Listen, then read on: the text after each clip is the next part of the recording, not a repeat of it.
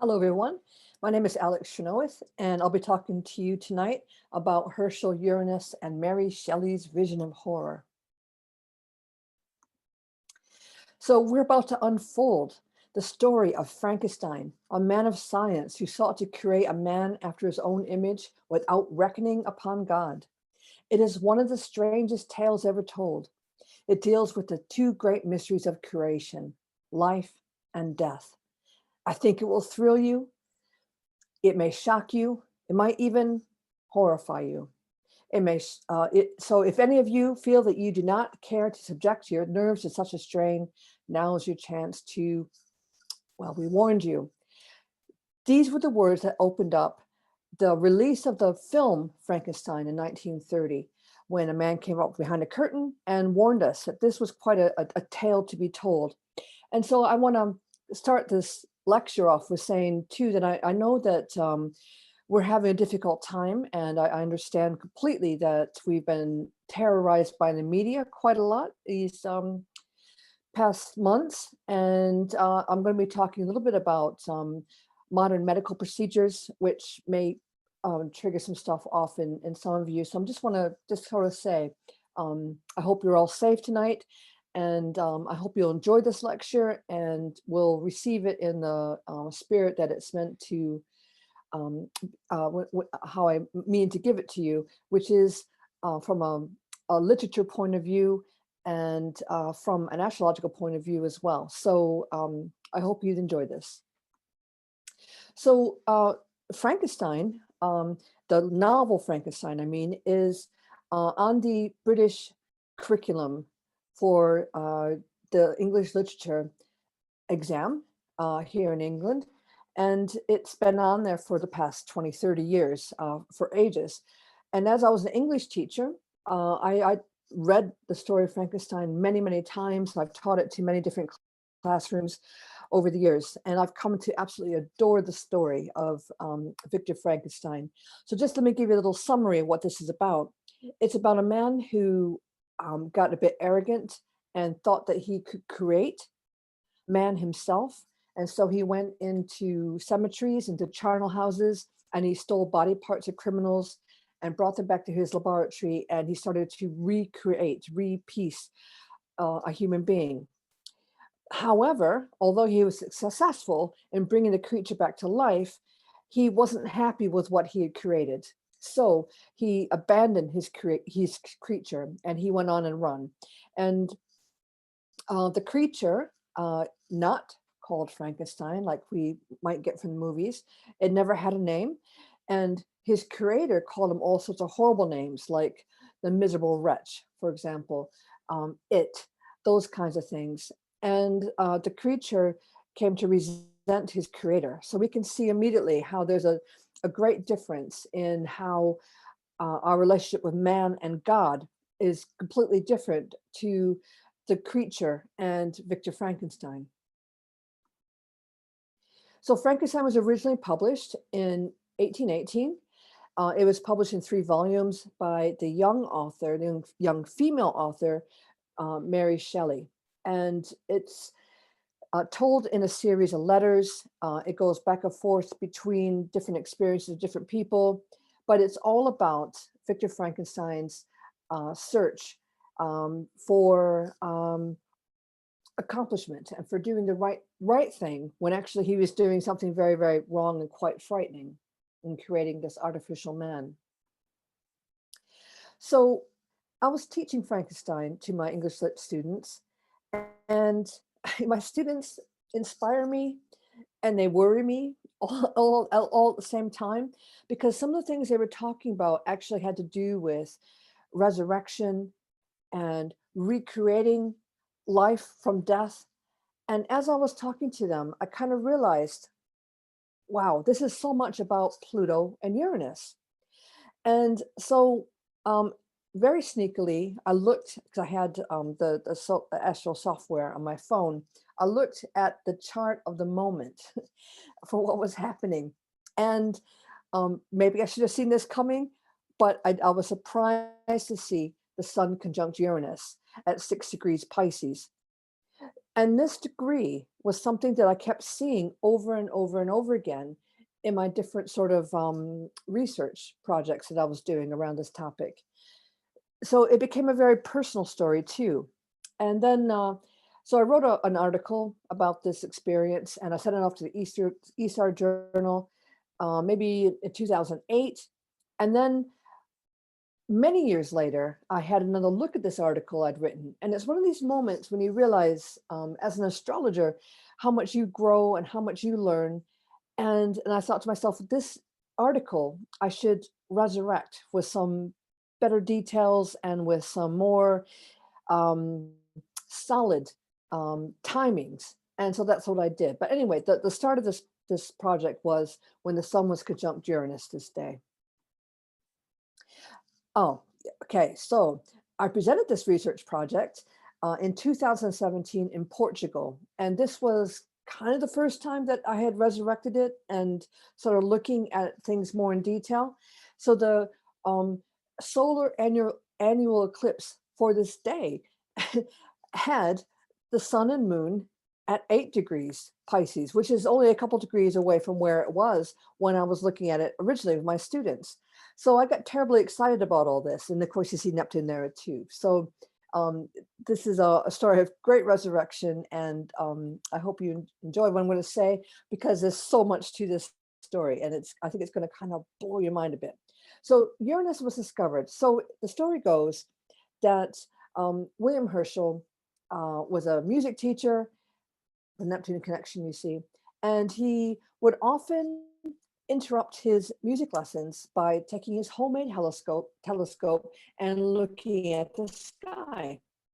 And on this particular day, he thought he spotted something rather magnificent. So if we look at the chart, okay, we're going to see that the moon is quite low down below the horizon. So it gave him an actual clear view of the sky. Now, Uranus had been spotted a number of times throughout history, but it was always marked down as some faint star. So Flamsteed had it on his star maps, and there's also some ancient Chinese astronomers that had it on their star maps. But on this particular night, he got a great look at it, and he immediately wrote off to the astronomers in Cambridge and said, I think I found something rather like a comet. It's magnificent. I think it's something that hasn't been seen before, although he's wrong about that. And here's what I saw. So this is the moment when Herschel actually opened up this planet to human eyes in a way that hadn't been spotted before. And I think it's really interesting to note that if you look at the discovery of Uranus and the moment of discovery of Pluto, which was not until 1930, but if you put the charts together, you start to see some very interesting correlations.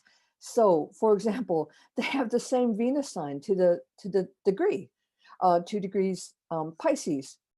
The moon of Pluto's discovery was right on the moon of the discovery of Uranus. And here I go. Down here, I have the dates, if you want to look for yourself, of when Pluto was discovered, and as well as when discovered Uranus was. And these are both time charts from Astra.com.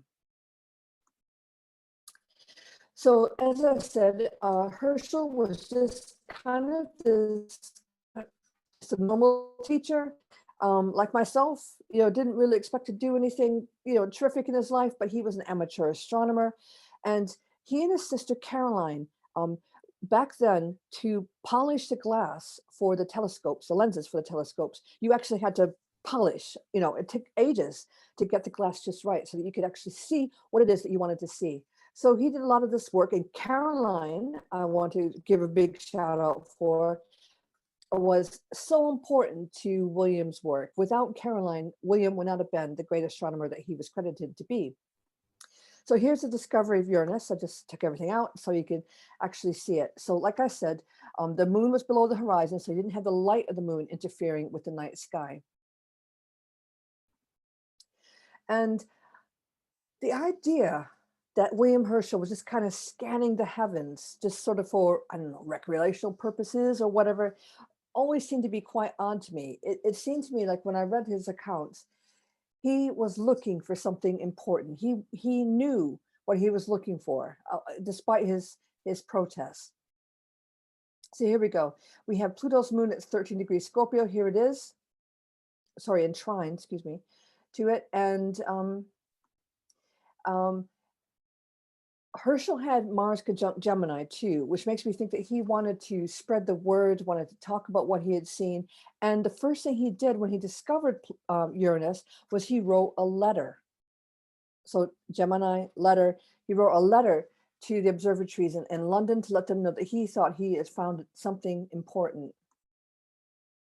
And also it's got a connection to Jupiter too in Aries. So it was quite an impulsive thing that he did. We're going to see these degrees come up too. So we're going to watch Saturn conjunct Saturn in Cancer opposite to the moon in Capricorn. So watch these degrees too, because they come up in Mary Shelley's chart. And Neptune as well is drawn into this configuration. And here's Pluto too. So just looking at the connections between William Herschel and the discovery of Uranus, again, we see, here's William Herschel on the outside. We see Mercury, Herschel's Mercury that is, conjunct the moon of the discovery of Uranus. And I'm not using great orbs, I'm just using quite small orbs. So we can see this connection here. And Uranus itself was opposite to Saturn and Mars. So what we know about Uranus was it actually created a divide between the modern age and the traditional age. And we see this in astrology too, because traditional astrologers don't use Uranus in their interpretations, whereas modern astrologers say, well, hey, Uranus was discovered, it's here, we can see it with our eyes if we know where to look. So Mary Shelley was born to a mother who was already a very famous feminist. She wrote lots of books that still have an impact on modern feminism. Unfortunately, Mary Wollstonecraft died of a common infection in childbirth, and she never really got to know her daughter. She died a couple days later, and so Mary Shelley grew up motherless with her father. Her father remarried quite quickly, so she never had this motherly connection. So here's Mary Wollstonecraft and the Uranus discovery, and I kind of think this is like Mary's gift to her daughter. And so we have the discovery of Uranus opposite her natal Pluto, which hadn't been discovered, but I still think this kind of resonates out her life, and also the Mars connection there too. So I think Mary Shelley grew up with this unconventional childhood without her mother, with a stepmother, of course, and a lot of things in Mary's life kind of echoed this sort of disconnection. And here we go with the Mary Shelley and her mother's connection. We have the moon. Mary Shelley's moon is conjunct her mother's Pluto. And Mary Shelley grew up knowing that her mother had died, giving birth to her. And this kind of theme echoed in Mary Shelley's life. And Mary Shelley would have several devastating miscarriages. And when people ask, how could such a young girl, because she was only 18 when Frankenstein came out, how could such a young girl be able to carry such profound themes within her, that she was able to convey them to the public and have such a huge impact on literature that still 21st century students are reading about her experiences? And I think the moon conjunct Pluto explains this. Here's Mary Shelley's chart, all the stuff on it. Terribly interesting girl, right? she's written this brilliant book that's absolutely blown everybody away back in the 19th century. She has the sun conjunct Uranus, and the sun is unaspected except for this conjunction. And the moon in Sagittarius, she's a lively, inquisitive girl. She was a philosopher in her own right. She married a philosopher. Her father was a philosopher. So she had all these ideas that came to her, and she conveyed all these ideas. And I just find it profoundly moving that, you know, 100, 200 years after her death, she's still affecting students of British literature. And we got a connection from Pluto as well here. And Mercury is in, makes it inconjunct to Pluto, which I think talks about the discomfort of what she was writing about, and this new creation and these new ideas that didn't quite fit into society. So the story goes that she was in love with Percy Shelley, and Percy Shelley, Lord Byron, they all were out in Switzerland, and it was the worst summer ever. I mean, I know we think we had a bad summer with lockdown, but actually what had happened was there was a volcano in Indonesia that sent out plumes of smoke, and this affected the sunlight throughout the whole entire year. So not only did they have this natural disaster, but they were feeling the effects of this natural disaster, and it was a miserable weekend. It was raining, it was dark, it was nothing like any summer anybody had known. And so Mary Shelley, they were all given this task to write ghost stories, and Polidori, who was there, who wrote the modern vampire genre, and Lord Byron, of course, and Percy Shelley, they all came up brilliant ghost stories, but Mary Shelley was stuck. She couldn't think of anything. And so her words were that she kind of fell into this half sleep. And when she woke up, she saw a vision. And in her own words, she says, "My imagination, unbidden, possessed and guided me, gifting the successive images that arose in my mind with a vividness far beyond the usual bound of reverie. I saw with shut eyes, but acute mental vision. I saw the pale student of unhallowed arts kneeling before the thing he had put together." What a vision this is, right? It's something that had never been experienced before. It talks about the Uranian sort of process of creating something that had never been done before. So the nightmare. When I first wrote this article back in 2006, I was using a nightmare chart that I kind of put together, and I kind of thought, well, I think this might be the right time. And I was kind of working with ifs and not using the inner planets. However, I discovered that there had been some research done on the night that Mary Shelley might have had her vision based on her notes. And this was done by an astronomer.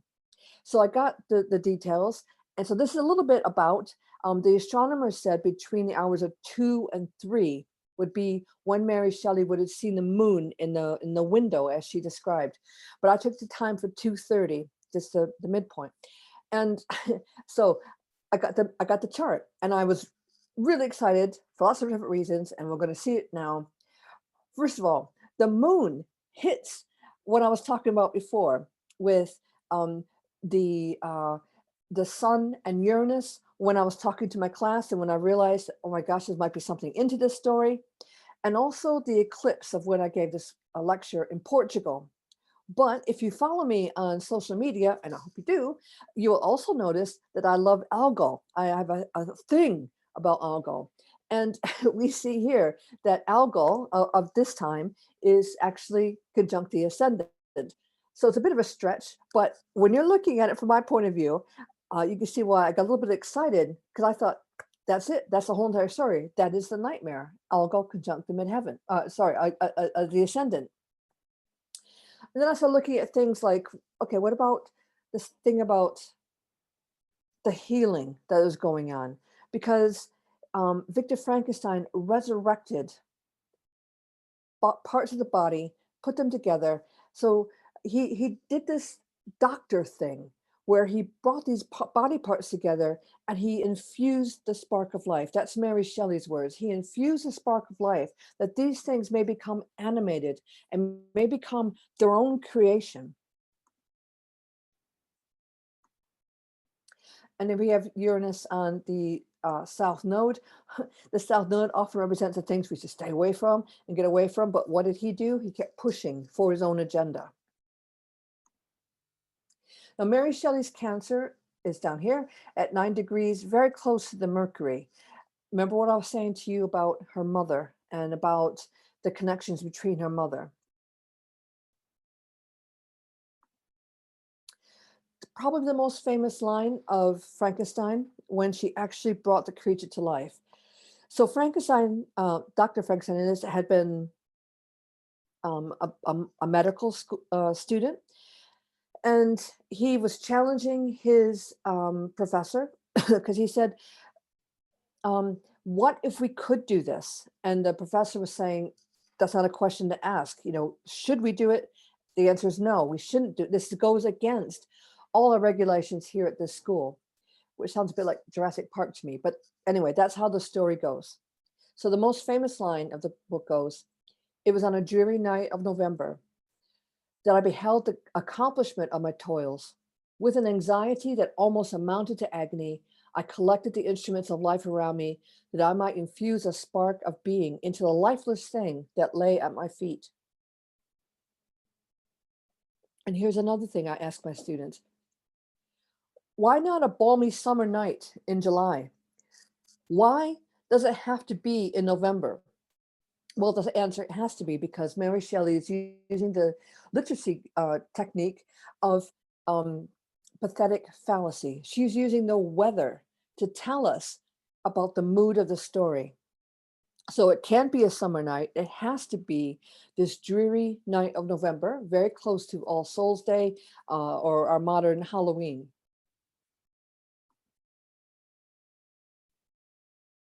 So just going back to the nightmare, you can see there's lots of different connections to all this, that the nightmare has strong connections to Mary Shelley's chart, and it kind of tells its own story if you look at what's going on. And I especially like the Gemini connections because this is a work of literature. This is something that people talk about to this day. For the past 200 years, people have talked about what Frankenstein means. We incorporate the word Frankenstein food, for example, for things that are artificially constructed.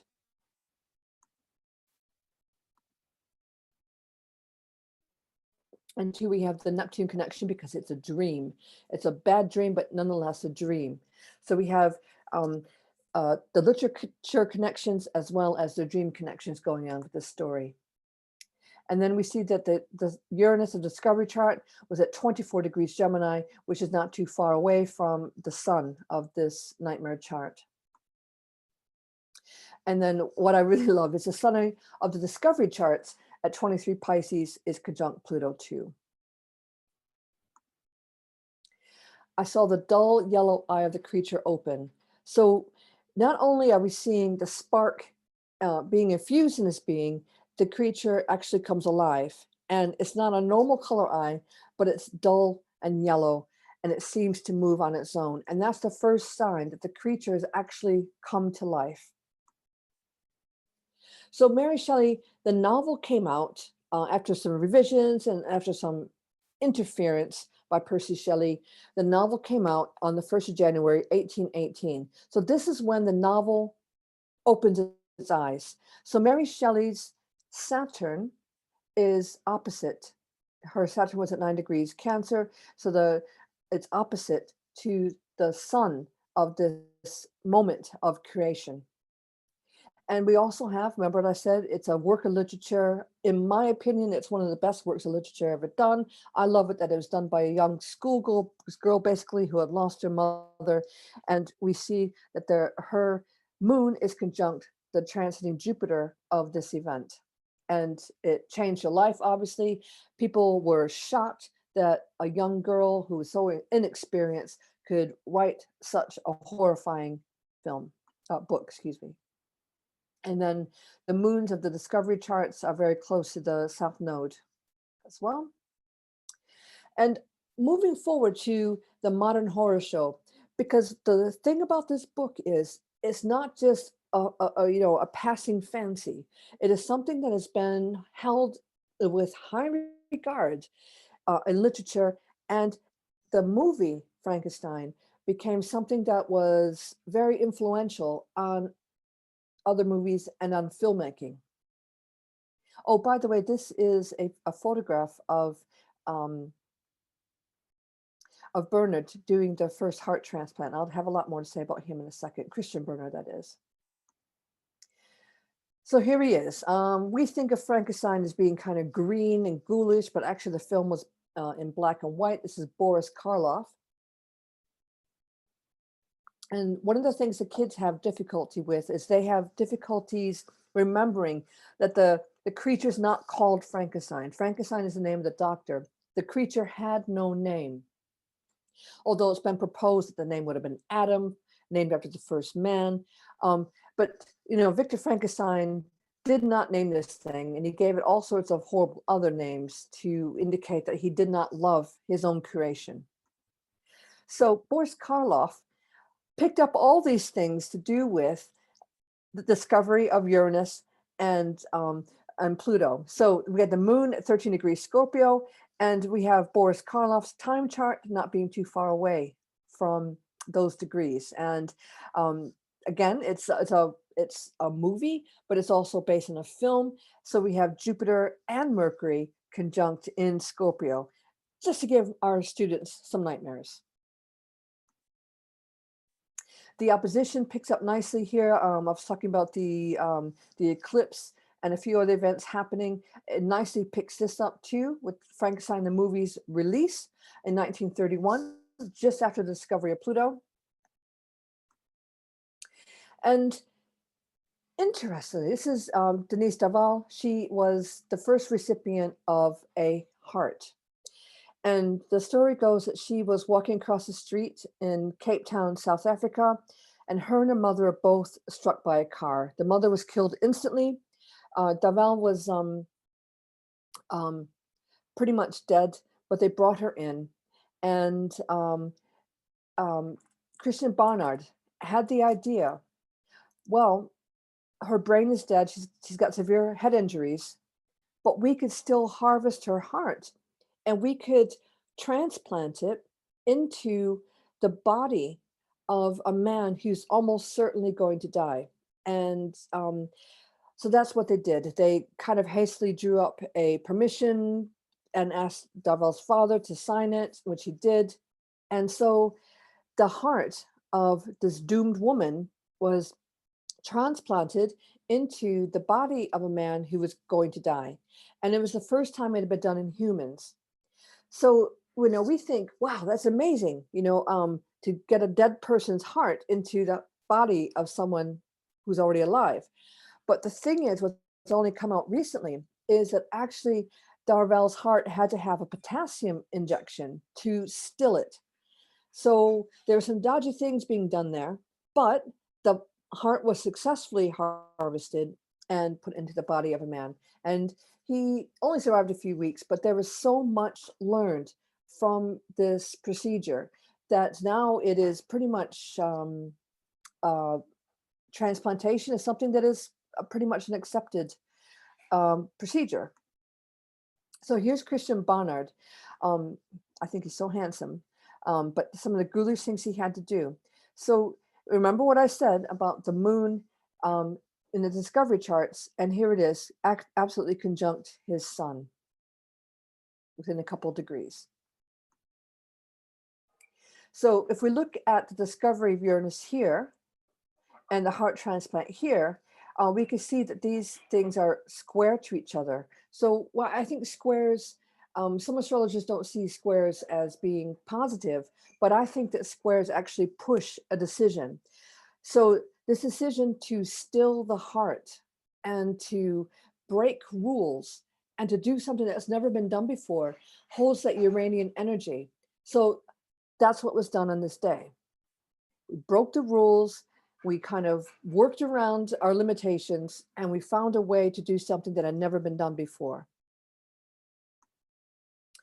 And here's Christian Bonnard with Gina Lola Brigida. I always stumble on her name, the famous film actress. And as Venus was transiting his sun, he became known as the film star surgeon. He became very well known. Everybody loved him, thought he was so handsome. And we come to the next procedure. Now, what was going on here? Now, Xenopla Transplantation was something that Christian Bonnard got into too, but he couldn't get his head around the idea that you had to kill a live animal and then do the transformation. Although he was fine about injecting potassium into the human heart of somebody who was almost certainly going to be brain dead, he had a lot of difficulties in accepting that you could take a live, healthy animal and kill it and harvest the organs. So he was quite heartbroken with cross-species transplantation. But another doctor was presented with a case that he thought, okay, look, I can't go on watching babies die. I can't do this. If I can prolong the life of an infant, then I can feel that I'm doing something good. So a case presented to him when this baby became known as Baby Faye, was born with a heart defect so severe, it was certain that she would die within the first few weeks of life. So it's all labeled very nice and neatly, handy for an astrologer, the procedures that it took to select the orangutan that they were going to use in this procedure. So the doctor goes down the stairs, selects a female orangutan. I don't know how the orangutan is killed, but obviously to get the heart out of it, it had to be done in some way. And then the heart of not orangutan, a baboon, was transplanted into this tiny baby's chest. And you can see from the scars that the procedure would not have been easy, even though a baby's rib cage is mainly cartilage. You know that to break through that cartilage is going to take a lot of effort and cutting to get into it. It's a major, major, major surgery, but it was successful. And the baby lived about twice as long as they would have thought she would have lived had it not been treated. So she lived to be about 4 weeks old. And this story made the cover of Time magazine. Everybody was talking about Baby Faye, about the ethics of whether or not it's right or wrong to do this. But the doctor who performed the procedure says, to me, it's not a difficult decision. I could not bear to stand to see another baby die of this particular defect. And Christian Barnard said kind of the same thing too. He says, if a man is being chased by lions through a swamp, he's not going to be worried about the alligators. He's going to be just worried about getting away from the lion. So these medical procedures had come about owing to the dire consequences that were faced by the patients.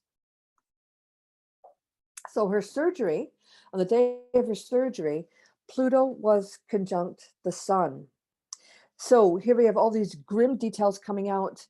There's a huge outcry. You can imagine the Christian right and what they had to say about playing God, about doing these things that had never been done before.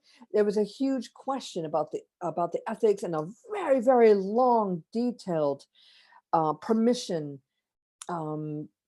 legal document had been drawn up, which Baby Faye's parents signed without too much thought. There was not a lot of time to think about these things. And this procedure was done. And the Jupiter of the discovery chart of Uranus is conjunct the south node as well as the ascendant. And this time comes from the procedure times that are available online. And again, Pluto conjunct the sun this day. So, well, okay, so we have a live baby born with a heart defect that was almost certainly going to die. What about the other way of looking at things? When we have children who can't come into the world because the parents aren't able to, are not fertile. So this is a very interesting question too. So we're not looking at life created after a death. We're looking at life created before life. So Steptoe and Edwards were two doctors that had to deal with these kind of questions from people who could not have children. And one of the parents that came to them were the parents of Louise Brown, who became the world's first test tube baby. Up until then, the only way to have a baby was the old-fashioned kind of way. But Louise Brown's parents had been trying to have a child for several years, without success, of course, and uh, without any alternative, they came to Steptoe and Edwards to see what could be done. Now, Steptoe and Edwards had also taken liberties in experimentation, in that they kept trying to get the egg and the sperm to meet in a petri dish for many, many years. And what they would do was they would get the sperm and egg to meet in the petri dish, and they let it divide, as they do in the utero. They let it divide till 16, 32, 64, and then they try to transplant it back into the mother, but it always ended in miscarriage. So wouldn't you know it, they decided one day that they would stop letting it multiply so much, and they would stop at 8.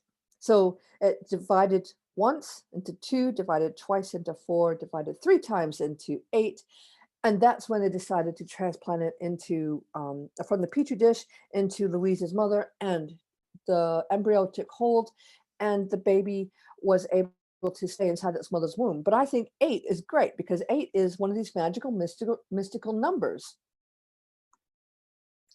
So IVF, not a whole lot of us know when we are actually conceived. We can kind of guess and kind of say, 9 months is the average time, but I know that I was born 3 weeks before my due date, and my own children, none of them actually were born on their due dates. So, we don't know when a child is conceived, because the sperm can live inside the body for a number of days before it actually takes hold. But in this case, the baby is already conceived in the petri dish. That the division has already started. So we know the division. So unfortunately, again, I couldn't quite get the exact moment, but I can get pretty close to what was happening. So I used the time of noon for when the egg and sperm meet. I mentioned the procedure was done at some point after this, and this is the chart. And look at the planetary pileup in Scorpio. What are we doing? We are kind of usurping the energy of sex, and we're bypassing all that, and we're just putting the baby inside the womb without that natural process, as I call it, the old-fashioned way. So Herschel's Mercury and the discovered Uranus at 1315 degrees Scorpio is bang on Uranus that day, right? Not too far away from the sun, because we're all talking about it. It's all out there.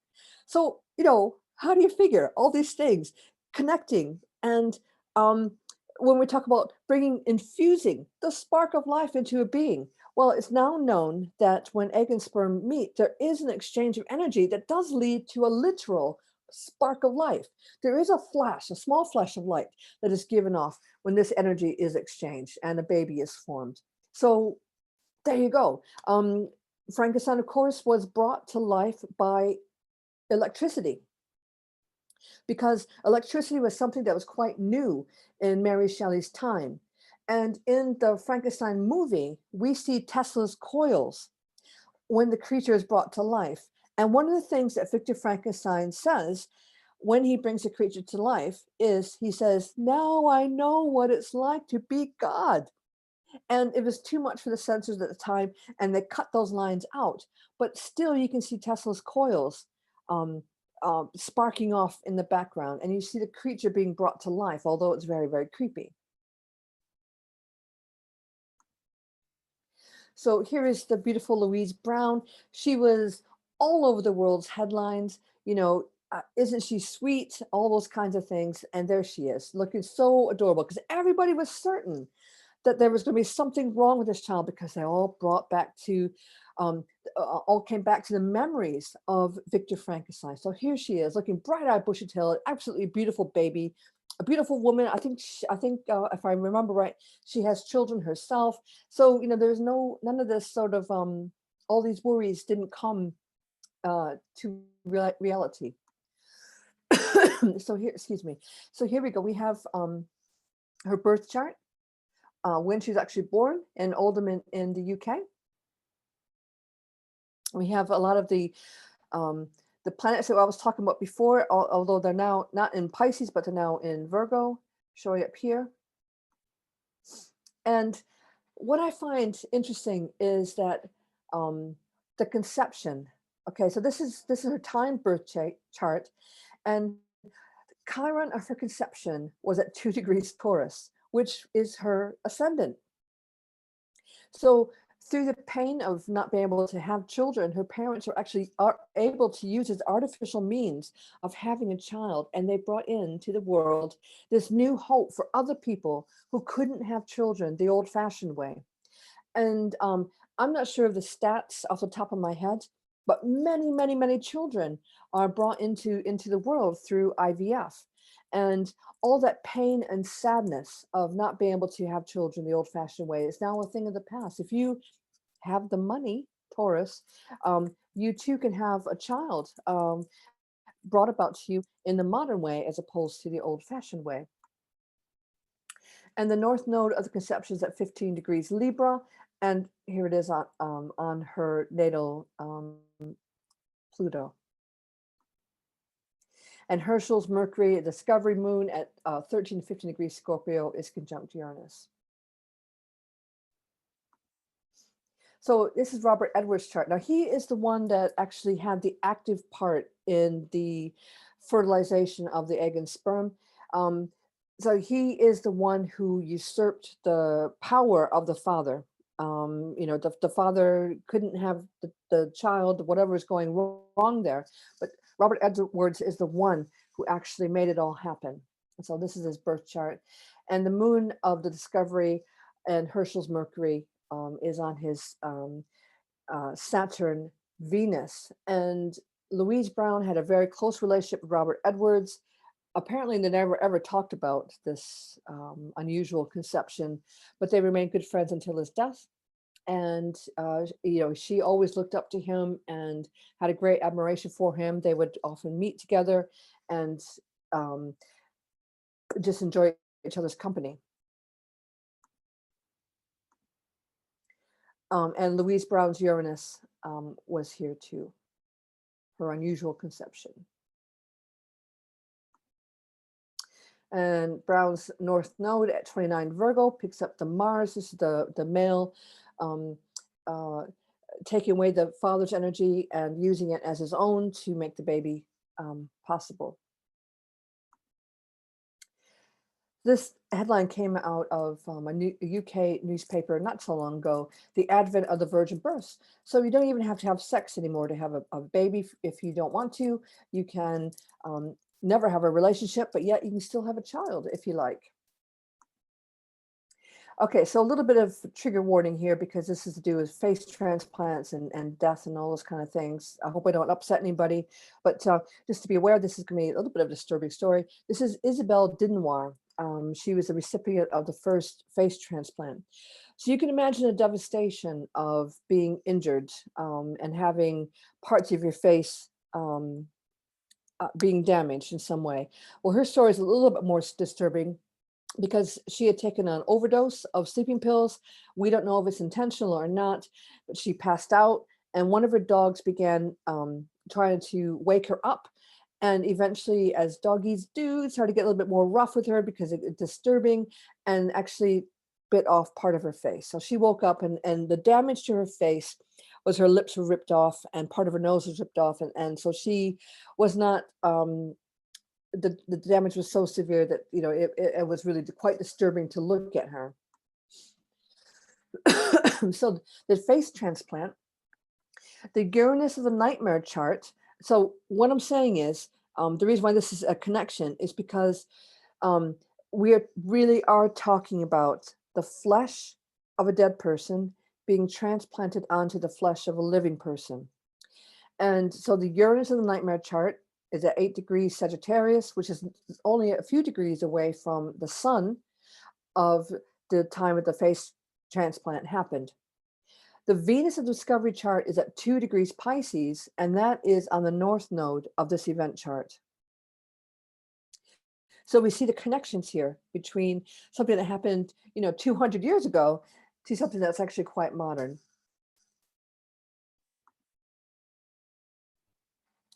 So this brings me to Gunther von Hagens, who was known as Dr. Frankenstein because he performed one of the first live autopsies done here in London a few years ago. But before he did that, he became known for his plasticine bodies, which are real bodies, and he found a way to fill the muscular fibers and veins with this substance that would make them look realistic. So here we have a man hanging up his skin suit. And so this is a real live man that has been treated in such a way that we can see the viscera of his tendons in his neck and his actual skin coming off. So this is quite repulsive, right? Because, you know, we wouldn't be able to do this in real life. But Gunther von Hagens was a hemophiliac. And when he was a young man, he cut himself and he ended up in hospital for a long time. And through his experience in the hospital, he became fascinated by medical procedures. So it was through these experiences that he became fascinated and wanted to know what death looked like and how he could make dead bodies look as if they're alive. Now, I keep coming across his exhibitions in various parts of the world that I've been into. They've come to London. I've seen them in Amsterdam. I've seen them in New York City, but I've never actually gone to an exhibition because it was always like a step too far for me. I've always thought it would be kind of weird to see the body of a real life dead person being exploited in this way. Kind of like we should get the shivers when we talk about Victor Frankenstein's experiences and what he tried to do, which was trying to bring body parts of dead men and resurrect them into something else. So in Victor's story, the creature turned on him, and the creature actually ended up being very intelligent. And one of the things that the creature did was it went to when Victor ran away from it, the creature had to fend for itself, and it found a family that he could watch and observe, and that's how he learned language. And if you know anything about language acquisition, it's actually quite a complicated process. If you don't learn language as an infant, it's very unlikely that you're going to be able to acquire language when you're older. So the crucial first years are very, very important for being able to speak and be able to understood by other people. So the creature was lucky in that it found this family, and in particular, it met a blind man. And I'm saying it because that's the way it's described in Frankenstein. That the creature found a blind man and a friend who couldn't see him, couldn't see his physical deformities. And the blind man and him would often go on long walks. They'd have a very close friendship. They would become like his best friend. And one day when they were talking, the blind man's family came home, and of course they could see what he was talking to, and they chased the monster off, beating it, swearing at it, and cursing it all along. And it brought in the monster a lot of great resentment towards its creator. And the monster decided they would pursue Victor Frankenstein to ask him some really serious questions about why did you create me? What did you do to me? So to me, I find it fascinating that we have this kind of exhibition going on where we see a dead person who is animated in death and animated. And to me, it's looking and it's observing and it's seeing things that we normally wouldn't see. So Gunther von Hagens, I don't have his exact time of birth, but I'm not looking at the moon or the angle. So the moon of the nightmare chart is at 6 degrees Pisces, which was also very close to connections in the discovery of Uranus and Pluto. So he has these connections too, to the discovery of Uranus and Pluto. So when we think about artificialness, and we can look back at history and back on the world a couple hundred years ago, and it's kind of it is the start of the Industrial Revolution, where we were doing all manner of breaking the rules in order to exploit what was going on at the time. We had the slave trade was in full force then. We had factories being developed all over the world to process these natural goods from around the world. We were belching out all sorts of pollution, and we were actually damaging the world. And if we look back on the damage we've done in the past 200 years, we will see an exponential increase in the horror that we've inflicted on the world. I once heard the author Stephen King talk about the death of his mother, and he said that she had experienced a kind of death only modern medicine can provide. And that statement got me thinking, about what we've done to the earth and what we've done to, how we live and how we die, and the decisions that we have to make on what is death. How much pain do we have to inflict before we realize that maybe actually the preferred route is a quick ending as opposed to a long drawn out procedure. So we're in the situation where, we have to think about the damage that we've done. And Victor Frankenstein ran away from his responsibilities, and he wouldn't face up to them. And he basically got away with it in the novel, except that did he get away with it? No, he didn't get away with it. He died at the end of the novel. But we're kind of like him in that situation. And so, like Victor Frankenstein, we are bound by the consequences of what we do. And we have to think, if defying God, or if going against the natural order of things is actually worth all the struggle and pain that we're inflicting upon the earth. And so I hope you enjoyed this lecture. I hope that it gives you some food for thought. I hope it doesn't give you nightmares. And if you want to catch up with me, you can find me all over the place on social media. I'm very creatively called Alex Trenoweth on Twitter, Facebook, Instagram, and YouTube. I don't like pseudonyms or fake names. You just call me Alex Trenoweth. My book is called Growing Pains, which is astrology in adolescence, about the astrology of education.